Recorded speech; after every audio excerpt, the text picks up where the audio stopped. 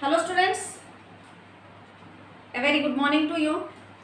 Today we will start a new chapter of class 11th, that is chapter 13, photosynthesis in higher plants. In class 10th and in also the lower classes you have studied about photosynthesis. But in this class we will study about the whole process of photosynthesis, means how photosynthesis occurs in higher plants, means the topic which we studied before as small topics or in a page, but now we will study the whole chapter that contains only information about photosynthesis. So let's understand what is photosynthesis. Photosynthesis is the process in which light is used by the green plants to synthesize their food. That's why it is called as photosynthesis. Photo means light and synthesis means preparation. The food that is prepared in the presence of light, and that is only possible by the green plants. Why? Because they have chlorophyll and they have the ability to utilize the carbon dioxide from atmosphere and water from the soil, due to which the plants make the glucose or carbohydrate type of food. So students, if we describe about photosynthesis, then how will describe photosynthesis? We can say that it is a physiochemical process by which green plants synthesize their food by using sunlight. So how can we write? This is a chemical process by which green plants synthesize their food by using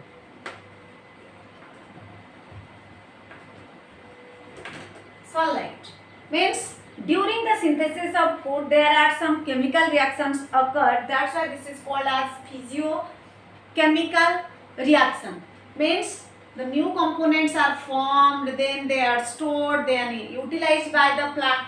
So today we will discuss about that who are the scientists and how they experiment on different products, byproducts that are released during photosynthesis.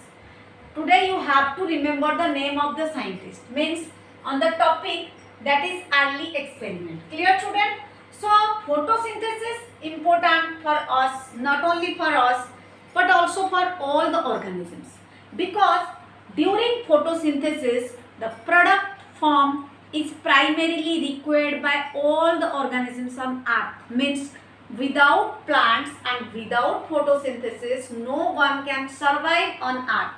That's why we can say that in importance, suppose the question will be asked, what is the importance of photosynthesis?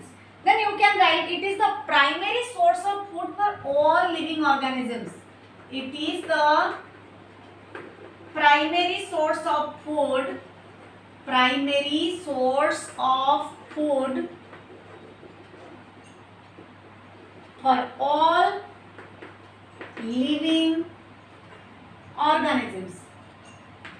This question may come, define photosynthesis and write its importance. So you will define photosynthesis, you know it very clearly, that's why I have not discussed much about this. And its importance, it is the primary source of food for all living organisms, and this is the process which is only responsible for releasing oxygen. Remember students, without photosynthesis oxygen can't evolve. That's why the second importance we can write, this is the only process, this is the only process which responsible for releasing oxygen. As we know that during photosynthesis plants use carbon dioxide to synthesize glucose and release oxygen. So that oxygen is only, means the oxygen we breathe in or we respire, which is our lifeline, that is given to us from plants or given by the plants to us. That's why this is the importance of photosynthesis. First importance, it is the primary source of food for all living organisms, and second importance, it is the only source which gives or releases oxygen during photosynthesis. Next topic we will study about early experiment. Experiments means when we do some new things to invent or to discover something. Suppose for example, during photosynthesis carbon dioxide is released. How do you know carbon dioxide is released? There must be some experiments done in the past, due to which now we directly says to you students, carbon dioxide is used by the green plants. Oxygen is released by the green plants. So this is how possible, how we able to clearly say that carbon dioxide is needed by the plant. They are done through different experiment, and here the name of scientist I wrote. They are did different type of experiments to know whether carbon dioxide is used, whether the oxygen we get during photosynthesis comes from water or from carbon dioxide, whether chlorophyll traps light. Clear? So let's understand who are the scientists and what are their discoveries. In the early experiment on photosynthesis, first scientist Joseph Priestley. In the year he lived till 1733. You have to understand, this is like your history. 1733 to 1804. Remember the name Joseph Priestley is the scientist who discovered that during photosynthesis carbon dioxide is used by the plant. So how he explained this, you can understand. He take two bell jars, two potted plants. Clear students? Two bell jars and two potted plants. Suppose this is a plant. Here is the bell jar. He covered the plant by the help of bell jar. Here he burned a candle. The candle is burning. And here is a mouse. Here is a mouse. And he took another bell jar, covered the plant, potted plant. And here he kept the mouse. Here the candle is burning, and here no plant kept. Here only the burning candle is kept. You can see this is bell jar. This is bell jar. This is mouse. This is candle. And in this case, this is plant. This is burning candle. And this is mouse. So in these two cases, what will happen? After some time, Joseph Priestley noticed that the mouse in the bell jar in which there is no plant is present is died, and the mouse that is with a plant that covered by the help of bell jar is alive. So how this is possible? What factor caused the death of mouse? Clear?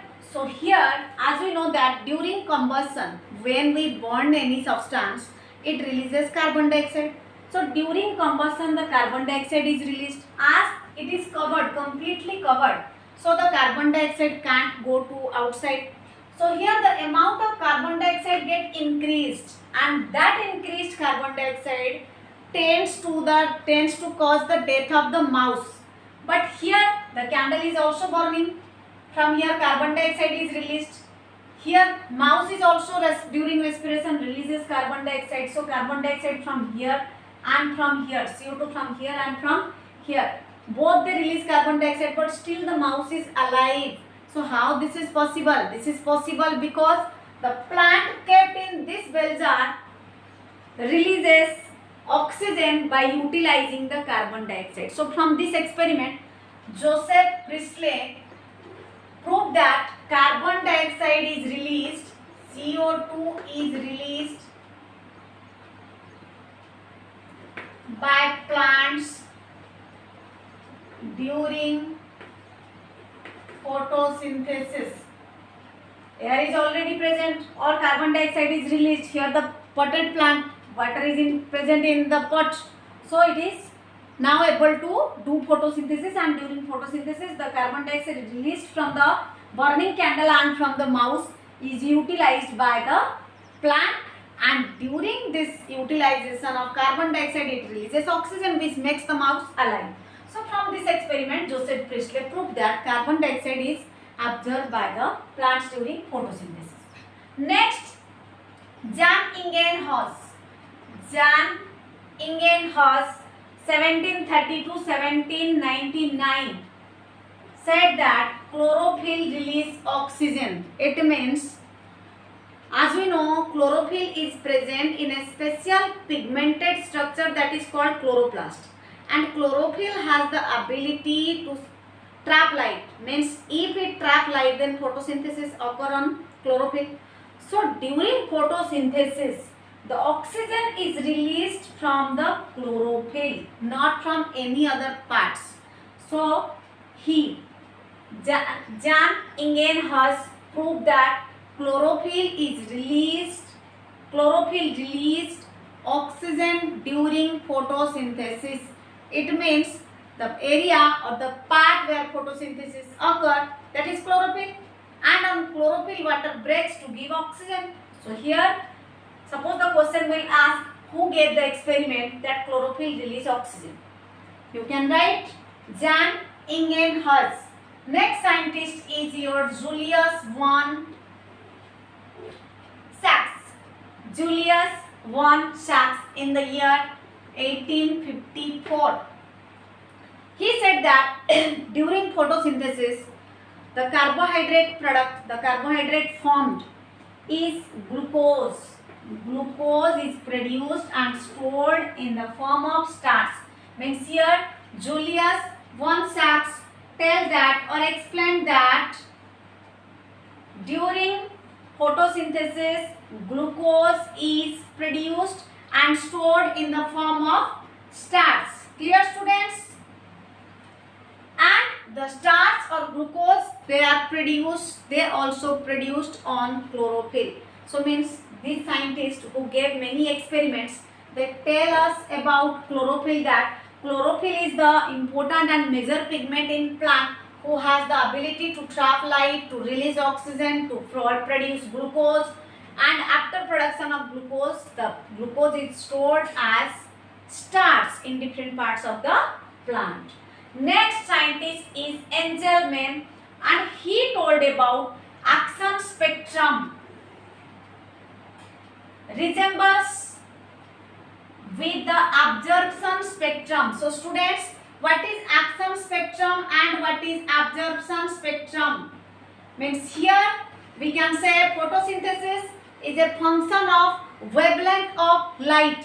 Absorption spectrum or action spectrum, we can say that absorption spectrum or action spectrum. In action spectrum, the function of wavelength of light, as we know that the sunlight contains 7 colors, that is vividor, means violet, indigo, green, yellow, red, like this.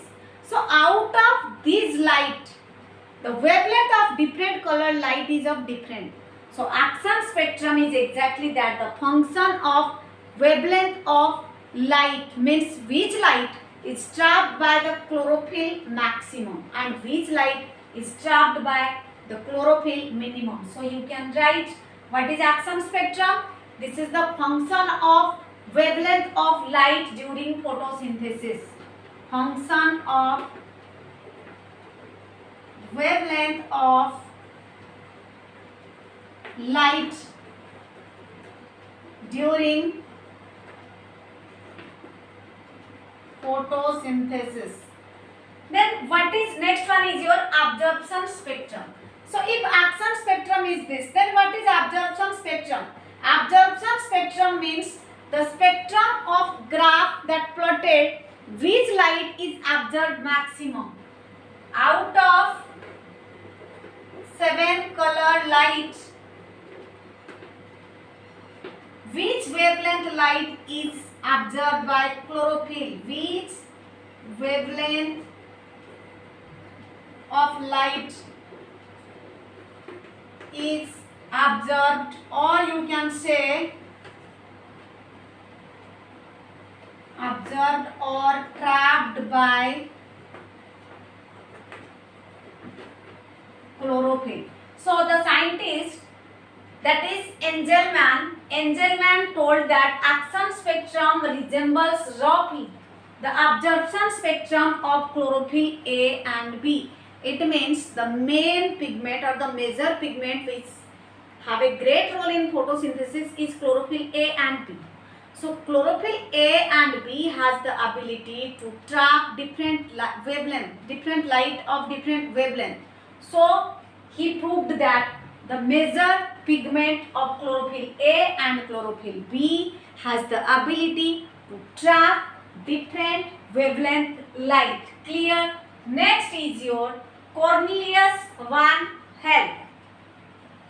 Next scientist is your Cornelius van Helmont. Then what is he tell? He tell oxygen evolved during photosynthesis comes from water, not from carbon dioxide. As you know, and I have already discussed, during photosynthesis oxygen is released. So here the question is, from where the oxygen come? The oxygen that released during photosynthesis is come from the breakdown of water. As you know, when light falls on water, means that is called as photolysis. During photolysis, means breakdown of water in the presence of sunlight. On chlorophyll, when sunlight falls, it breaks water into oxygen and hydrogen. It breaks O2 plus H2. Clear, students? So the oxygen that is released during photosynthesis not come from carbon dioxide. Before this, other scientists have a great confusion that the oxygen released during photosynthesis is come from which area or come from where from it come. So this experiment by Cornelius van Helmont proved that oxygen evolved during photosynthesis not come from carbon dioxide, but it also come from water. So he gave the equation for photosynthesis, the equation which you are studying, 6CO2 plus 12H2O, 6CO2 plus 12H2O gives rise to, in the presence of sunlight and chlorophyll, C6H12O6 plus 6O2 plus 6H2O. So this is the final equation given by the scientist Cornelius van Nil. So from this experiment of scientists make us easy to study about photosynthesis. So we will study about photosynthesis after knowing about this scientist, that who told or who discovered carbon dioxide is absorbed by the plant, oxygen is released from chlorophyll. Oxygen released during photosynthesis is not come from carbon dioxide but come from water, and this is the final experiment that he gave, how during photosynthesis oxygen is released. So students, this is all about your, here the arrow mark means oxygen is released. This is all about your introduction to photosynthesis about scientists. In our next class, we will study about site of photosynthesis.